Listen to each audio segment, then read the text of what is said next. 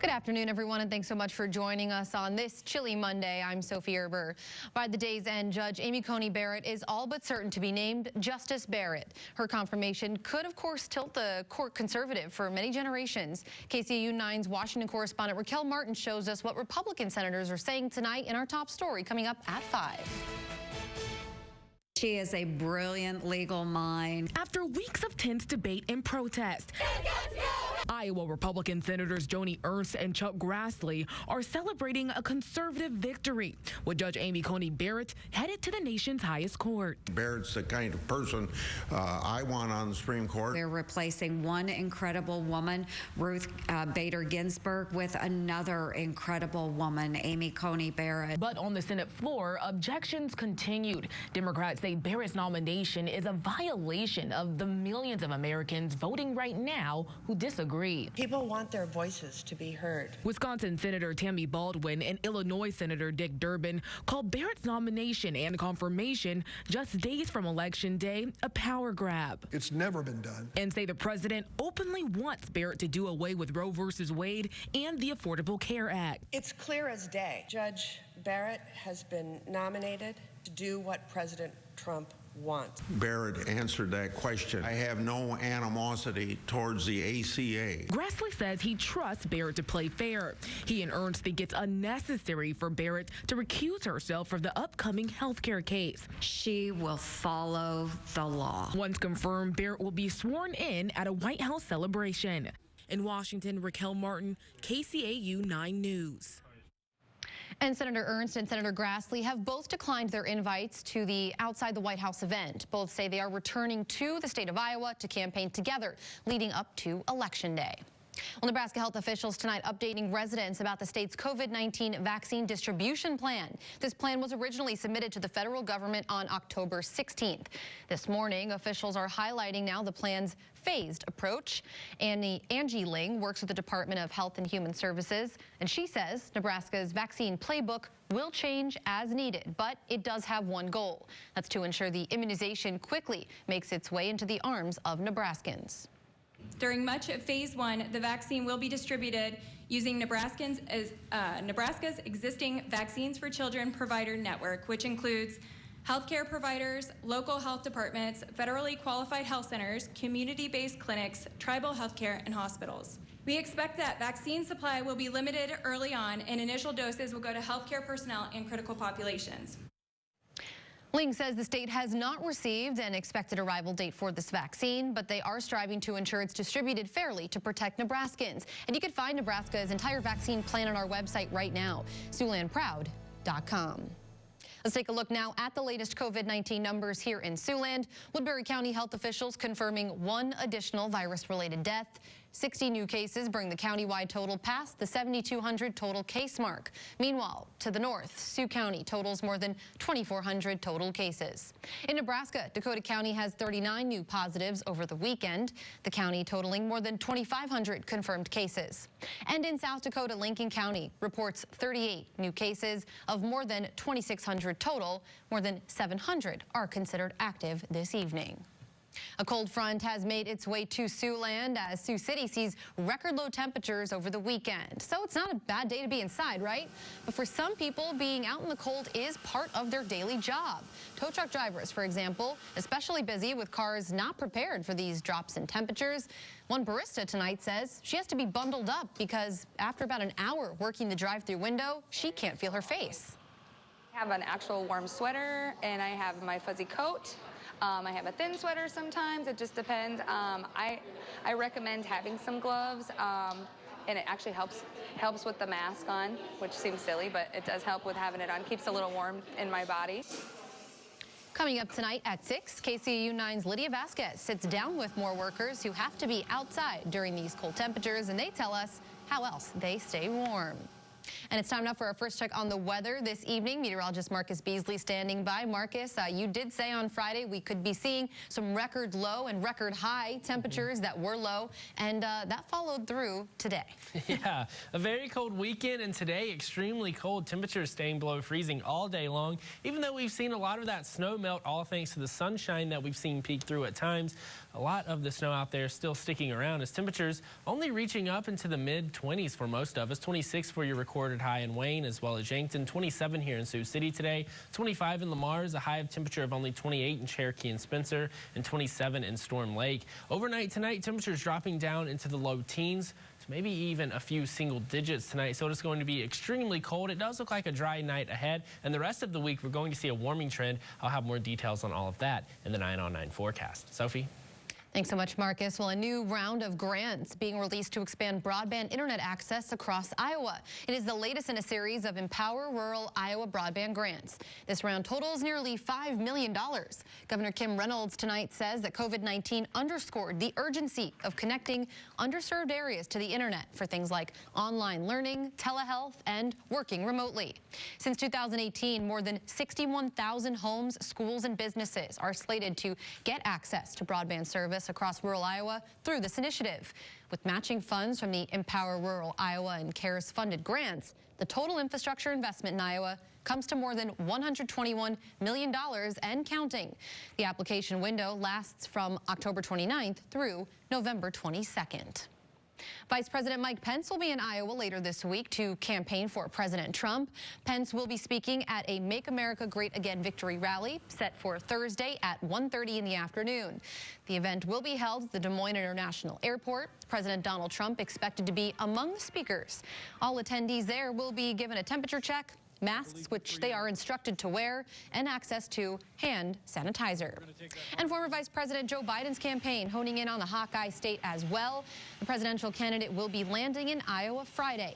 Biden expected to discuss bringing Americans together to address the crisis in the United States.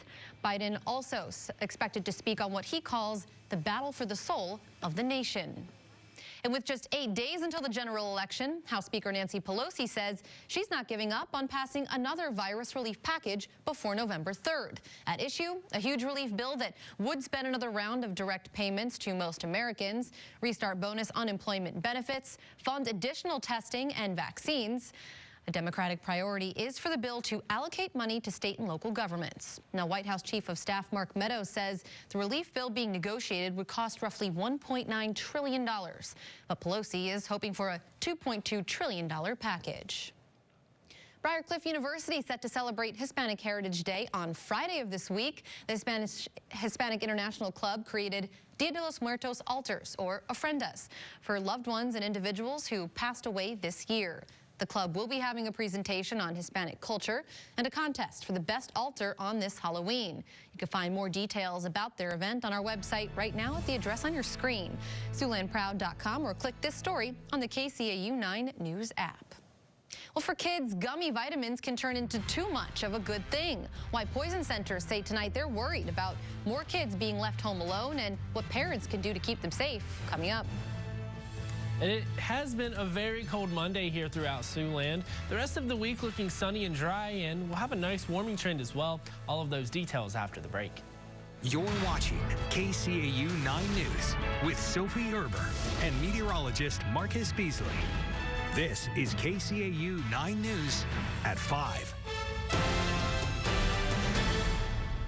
Thanks, Marcus. Well, a strengthening tropical storm Zeta expected to become a hurricane as it heads towards Mexico's Yucatan Peninsula, then expected to hit the central U.S. Gulf Coast at midweek. Zeta is the earliest ever 27th named storm of the Atlantic season, so a record there. Trees felled by Hurricane Delta still litter areas in Zeta's path. On Monday morning today, it was centered about 120 miles southeast of Cozumel Island, had a maximum sustained wind speed of 70 miles an hour. Do you know someone with a unique talent, perhaps a hobby or little-known skill others might also enjoy hearing about? If so, we want to hear about it as well, because beginning next month, we're sharing their stories. I hope you'll share those Zooland stories with us. It's easy. Shoot us an email, news@kcautv.com. Briefly explain what it is that this person does that's so interesting. We want to tell their stories. Just like a lot of things in 2020, holidays will be a lot different this year. How one city is making their Halloween all about history coming up. But first, many parents store cleaning supplies safely behind child locks, but what about safely storing those gummy vitamins? Well, there's an increase in calls to poison centers over the fruit snack lookalike next. KCAU 9 News. Welcome back. Vitamins can look and taste deceivingly like some fruit snacks. In Texas, a poison center is seeing a spike in calls about kids taking extra vitamins. Arizo Deuce reports on what problems taking too many of these gummies can actually cause. Little ones are often on the hunt for a treat, but what looks like candy, tastes like it, could be something else, like vitamins. They're like, oh, this tastes good. I'm going to take another one. It's a vitamin. It can't hurt me. The Texas Poison Center Network is seeing a spike in calls about children under 5 years old taking too many vitamins during the pandemic, a 34% increase from last year.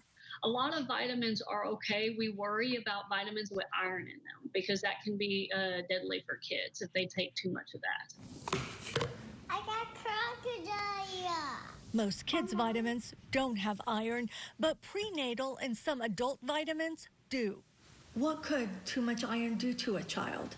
As you begin to have nausea, vomiting, you can develop diarrhea, and then that iron can start to directly affect the lining of the stomach or the lining of the small intestine, so you can end up with bleeding, and that would be, say, vomiting blood or having diarrhea that has blood in it. Dr. Eric Higginbotham is a pediatric ER specialist at Dell Children's Medical Center and says it could even impact the heart and brain and then cause narrowing of the esophagus or small intestine.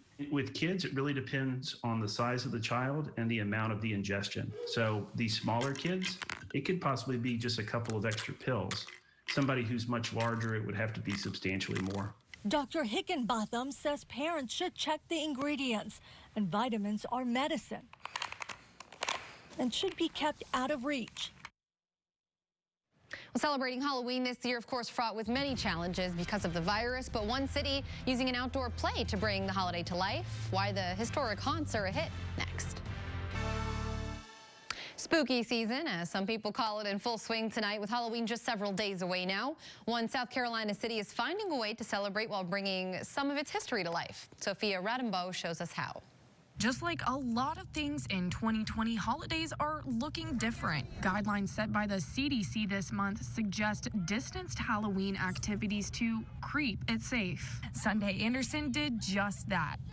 You should have seen their little faces. Just lit up they were. The city, along with the Market Theater Company, put on a play in one of Anderson's most historic cemeteries, Silverbrook. The play was hosted as a nod to this Halloween season, but more to bring the stories of individuals buried in the cemetery back to life. I had no idea about so much of the history of Anderson because I'm not from here, so it was a really great learning opportunity for me. So when they came with the monologue, I was like, is this real? This is so cool. I loved my characters. Right, I thought as I tumbled through the air. Cast member Deanna Gregory played the ghost of Maude Broadwick, who was the first circus performer in South Carolina to die from an aerial accident. Gregory said she's glad Anderson is finding ways to celebrate the holiday even in COVID. I never thought before the pandemic that something like this would be so cool, and then they brought the idea to me, and I was like, this is the best way I can see to like bring theater back. And in attendance for the performance was the Dean of South Carolina's School of the Arts, David Larson. He said he's been missing the live aspect of theater and was thankful he got a taste of it Sunday. Theater people are creative, and so they're going to find a way. They're going to find a way to communicate to an audience in a live setting. It's highly creative solution to this absence of theater. You know, there's no theater going on, but yet there is theater going on. Looks like fun. Taking a live look outside now from downtown Sioux City. Marcus returns right after this break with another check on our forecast through the work week. Stay with us.